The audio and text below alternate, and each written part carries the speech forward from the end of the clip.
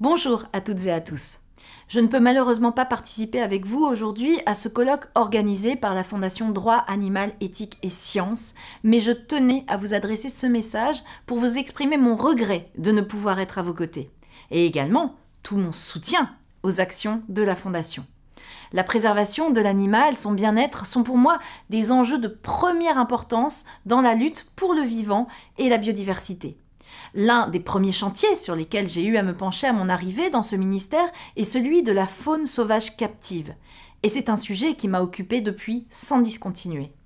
Aujourd'hui se tient d'ailleurs à l'Assemblée nationale le vote solennel de la proposition de loi sur la maltraitance animale. Je crois pouvoir le dire, cette proposition de loi n'existerait pas sans le travail de réflexion et de conviction des militants de la cause animale.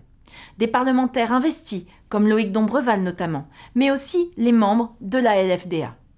Sans votre mobilisation, votre travail de sensibilisation, sans vos propositions, le changement sociétal profond que le vote de cette loi va démontrer n'aurait pas été possible.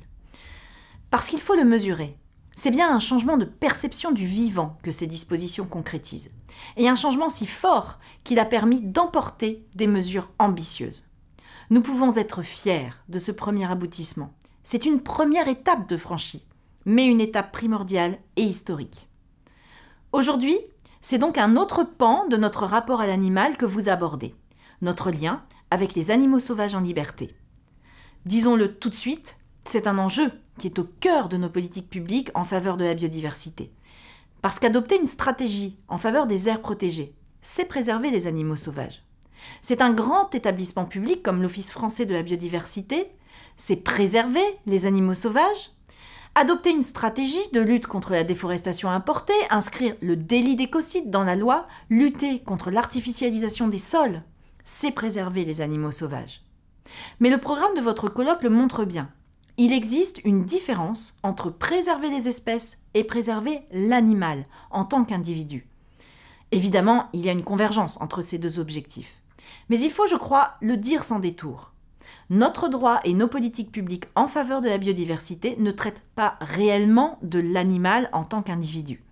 Ce que vous appelez de vos vœux par l'organisation de votre colloque aujourd'hui, c'est que nous interrogions notre rapport à l'animal, notre manière de concevoir le vivant, notre société, en somme. En lisant le programme du colloque, je suis certaine que le débat va être passionnant. Animé, probablement aussi. Je suis d'autant plus déçue de ne pouvoir participer à cette journée, croyez-le bien. Parce que je pense que sur des sujets aussi profonds, le chemin n'apparaît qu'à travers la discussion, l'échange des points de vue, même divergents, la confrontation de nos visions du monde et de notre avenir. Mais je fais confiance à la Fondation, aux intervenants et aux participants pour mener des échanges passionnants et constructifs. C'est en tout cas ce que je vous souhaite à tous et à toutes. Ce que je souhaite également à la biodiversité et aux animaux sauvages en particulier, puisque l'expérience prouve que les débats organisés par la LFDA permettent toujours de faire progresser les politiques publiques. Merci de votre attention.